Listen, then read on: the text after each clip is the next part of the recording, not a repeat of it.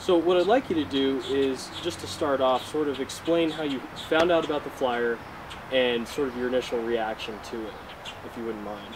Sure. We got wind of the flyer back last Friday, and actually a resident who received this in their mailbox called us up and let us know, and was kind enough to send it down to us.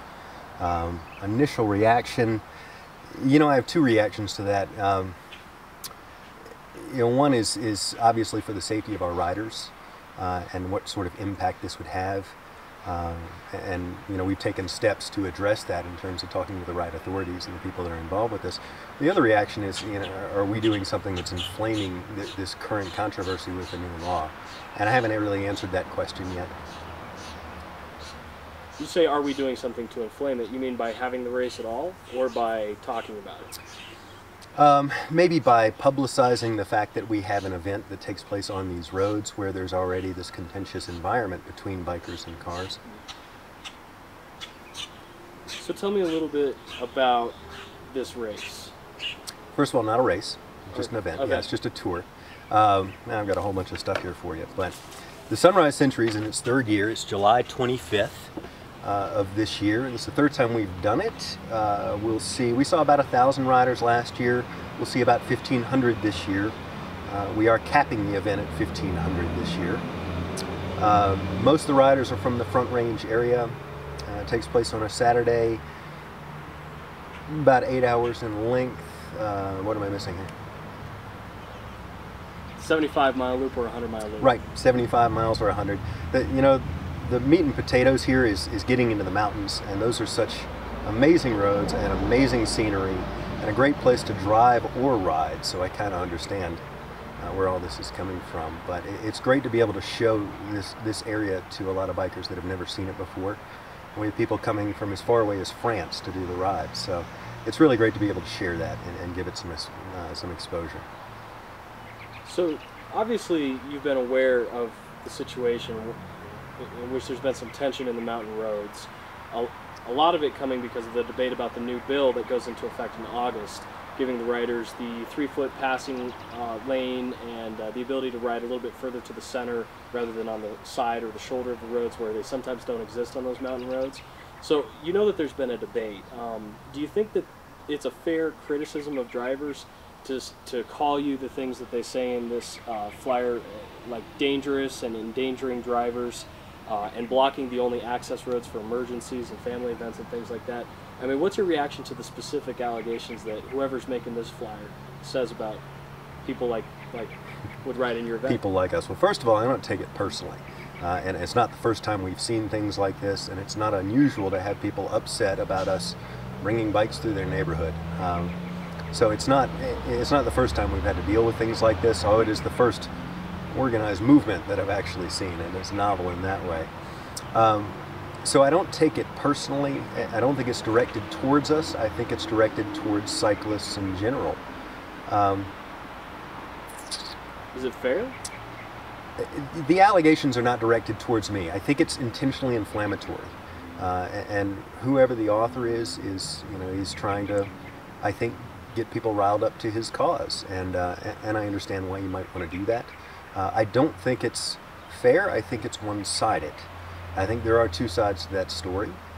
I think if you were to ask the cyclists that ride in that area that have had bad interactions with motorists, they'll give you the other side, and it would sound just as strong. Now, in talking to the Sheriff's Department today and the Colorado State Patrol, they had very similar pieces of advice, saying that it's incumbent on both sides to keep everybody safe on the roads. This is not an issue of drivers being too aggressive towards cyclists or cyclists being too aggressive towards drivers. It's sort of a back and forth two-way street. Do you think people understand that, and do you think people maybe lose sight of the fact that everybody's just a person on the road?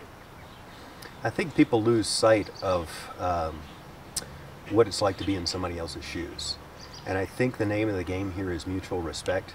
The new law that actually takes effect after our event, it doesn't affect our event in any way, but the new law doesn't really change things in any significant or seismic way.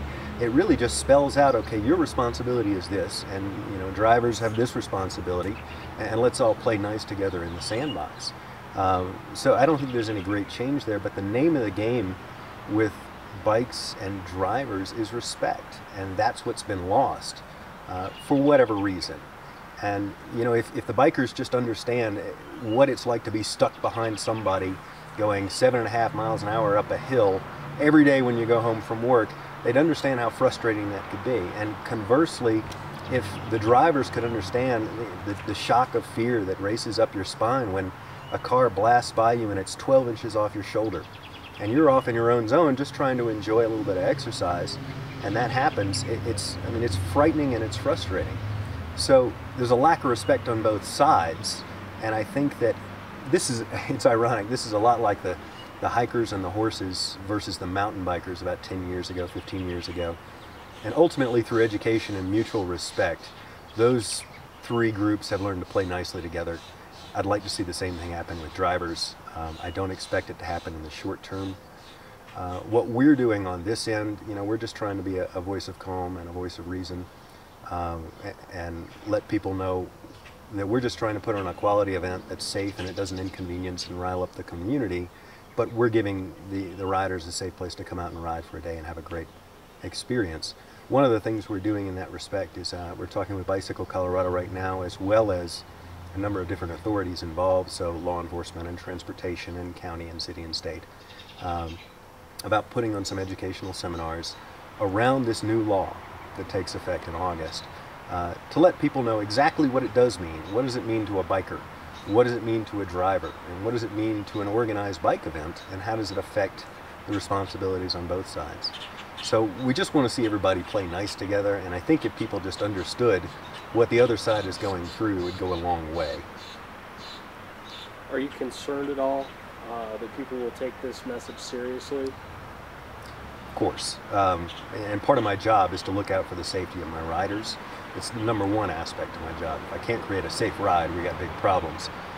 So yes, and we're taking steps to make sure that everything is safe, and there are people out there breaking the laws and ultimately creating a dangerous environment for the riders or for other drivers for that matter.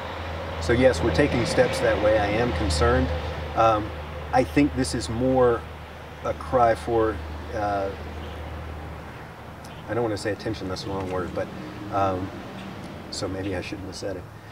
I think this is more about drawing attention to how the drivers feel, that their rights are being taken, that their roads are being closed, that cyclists are taking over their neighborhoods.